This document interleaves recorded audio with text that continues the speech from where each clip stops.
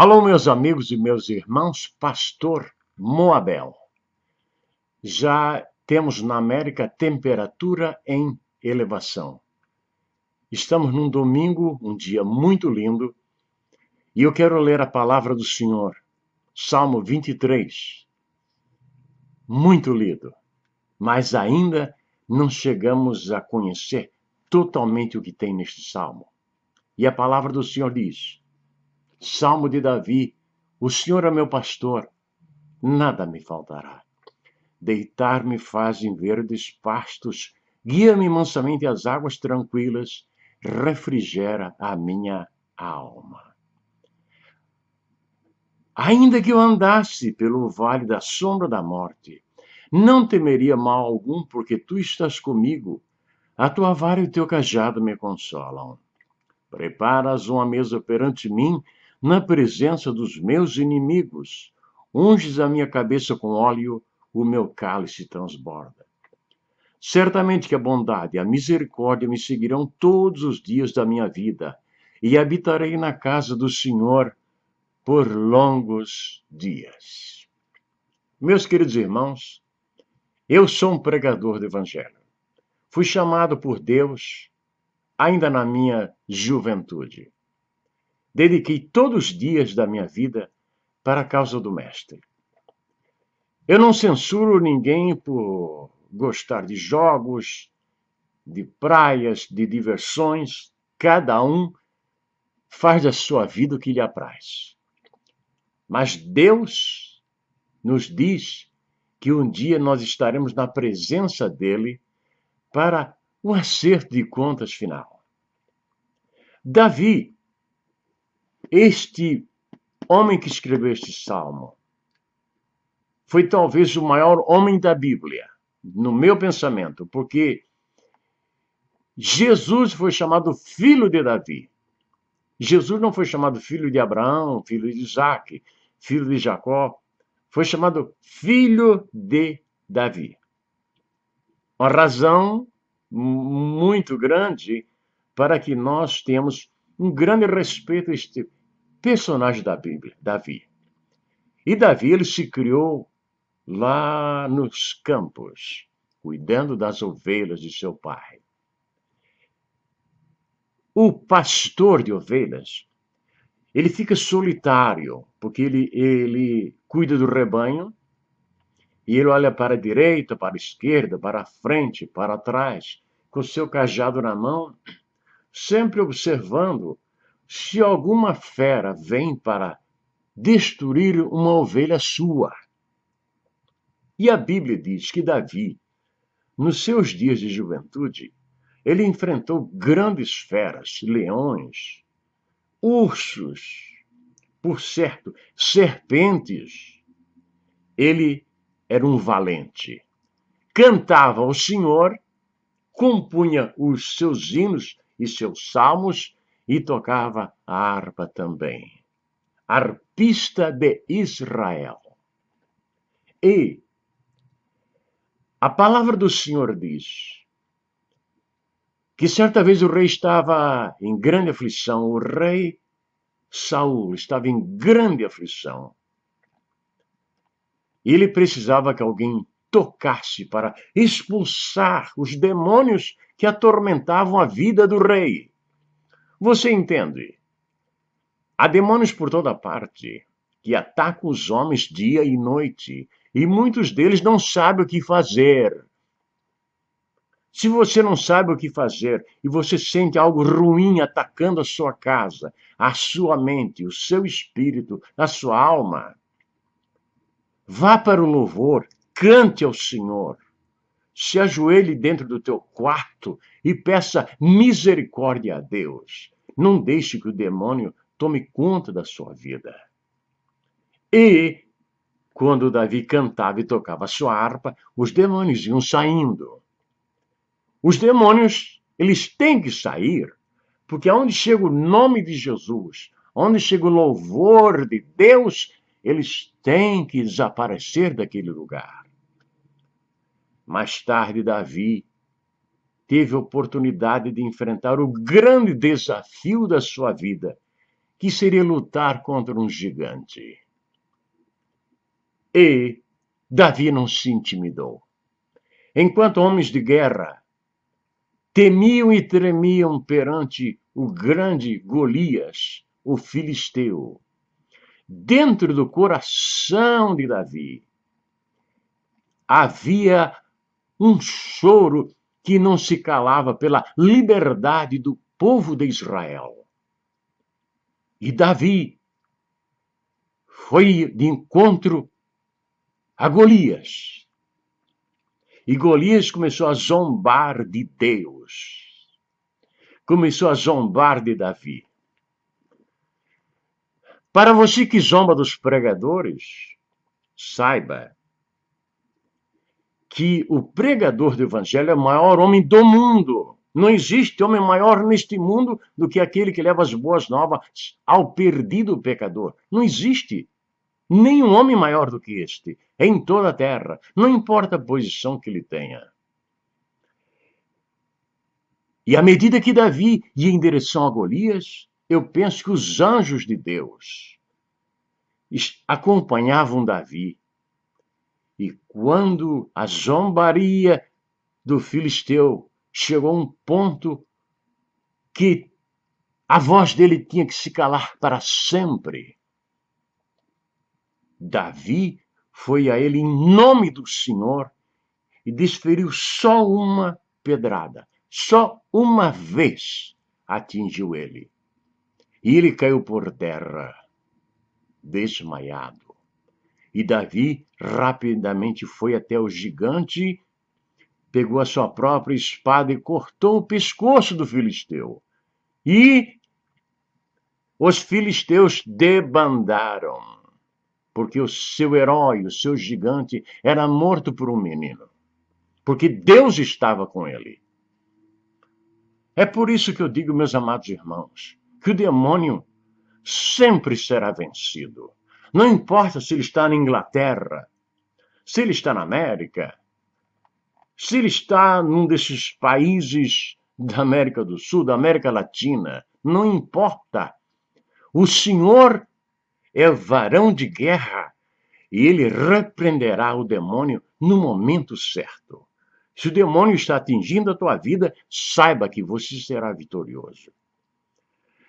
Eu lembro de um caso de um missionário que foi para a África pregar o evangelho. E lá, na sua pregação, ele teve sucesso porque muitas pessoas de tribos começaram a aceitar Jesus. Então o demônio levantou dentre os religiosos, feiticeiros e coisas dessa natureza, para atacarem o missionário. E muitas vezes o missionário sentia no seu coração que a sua casa estava rodeada de noite. E o que ele fazia? Orava a Deus, pedia a Deus, lia a palavra, cantava ao Senhor. E por muito tempo, aqueles indígenas não tinham força para vencer o missionário. E começaram, então, a tentar uma aproximação de amizade com o missionário. E o missionário permitiu que eles se aproximassem. E num dia, num jantar, os nativos da terra disseram: missionário, nós queríamos que o senhor apresentasse os seus guardas. Ele disse: que guardas? Eles disseram: nós viemos aqui muitas vezes de noite para colocar fogo na sua casa.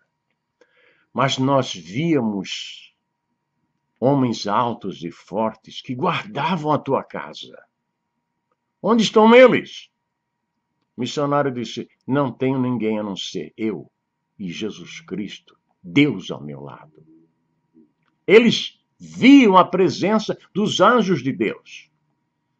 Muitas vezes estamos sendo atacados, afligidos, mas os anjos de Deus estão ao nosso lado. E a vitória é nossa pelo sangue de Jesus. Conheci o caso de outro missionário que foi para a África. E a mesma coisa que aconteceu com o primeiro, aconteceu com o segundo. Perseguições, perseguições. E um dia eles chatearam fogo na casa do missionário. E quando o missionário saiu para a rua para tentar apagar o fogo, repentinamente veio uma trovoada e apagou o fogo. Apagou o fogo e o perigo foi-se para sempre, porque Deus estava no controle da situação. Deus está sentado no trono. Deus não está sentado num toco, numa pedra, ou dentro de um automóvel. Ele está sentado no trono. E o poder vem das suas mãos. Conheço a história também de um menino no Quênia que estava dentro de uma reserva florestal e se perdeu lá dentro. Ficou uma semana perdido lá dentro. Lá tinha leões, tigres, serpentes, todo tipo de animal. E a mãe não conseguia encontrá-lo e chamou as autoridades. E eles procuraram por todo lugar e não encontravam o menino. O menino tinha 8 anos de idade, mais ou menos. E depois de uma semana encontraram ele dormindo. E quando encontraram, a mãe o abraçou. Você sabe a força de uma mãe. E aí, levou para casa. O filho nos braços. Ele disse que sentiu muita fome, sentiu sede e tinha medo de ser comido pelos animais selvagens, especialmente à noite. Mas Deus o guardou. Conheço também um caso que aconteceu aqui neste país.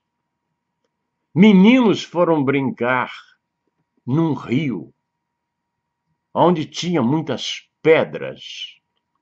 E brincaram, e brincaram, e brincaram, até que um entrou na água e não saiu mais. E então eles procuraram, chamaram as autoridades, veio o corpo de bombeiros, chamaram os seus pais. E eles não estavam morando muito perto daquele lugar. Então, a mãe pegou um cobertor e um pouco de chocolate, colocou numa garrafa térmica e se dirigiu ao rio. E quando chegou à beira do rio, estavam os bombeiros com seus barcos à procura do menino que entrou na água e não tinha saído. Multidão estava à beira do rio. E eles olhavam para a água, olhavam. E já tinha passado horas. De repente, eles viram quando o menino saiu de dentro da água, vivo, passando mal, mas estava vivo. E então, rapidamente o acolheram. A mãe pôs o cobertor sobre ele e deu chocolate para ele beber e perguntaram: como você sobreviveu embaixo da água? Ele disse: eu peguei uma corrente de água, passei por baixo de uma pedra oca e fiquei embaixo desta pedra muito tempo. Depois eu senti que ia perder a minha vida, então sabe o que eu fiz? Eu segui o curso da água e consegui sair. Isto é a mão de Deus, é a presença dos anjos, é o Espírito Santo que ajuda os pobres mortais como você e eu. A palavra diz: refrigera a minha alma, guia-me pelas veredas da justiça. A palavra diz que as vestes brancas na eternidade são a justiça dos santos. Muitos não entrarão porque não têm justiça aqui na terra e suas vestes estão sujas. Mas quem praticar a justiça neste mundo terá as vestes brancas e ainda salpicadas pelo sangue do Cordeiro. Preparas uma mesa perante mim na presença dos meus inimigos. Sabe o que significa isto? Ainda que os teus inimigos te perturbem, lutem contra ti, tentem te derrotar todos os dias de suas vidas, nunca poderão te vencer. À medida que eles rangem os dentes e maquinam coisas más, você come na presença deles em segurança. Porque ninguém come na presença de inimigos, ninguém faz isto. Mas o servo de Deus come porque o Senhor é com ele. É o que a Bíblia diz. Certamente que a bondade e a misericórdia me seguirão todos os dias da minha vida e habitarei na casa do Senhor por longos dias. Você quer viver com o Senhor? Pratica a misericórdia, a justiça, e Deus estará contigo. Aonde você estiver, que a bênção do Senhor seja sobre a tua vida. E por mais que o inferno, o diabo, lute contra ti, jamais te vencerão, porque do teu lado está o Cordeiro de Deus que tira o pecado do mundo. Louvado seja Deus. Espero que este vídeo possa abençoar a tua vida. Muito obrigado a todos vocês que me veem ao redor deste mundo maravilhoso de nosso Deus. Amém.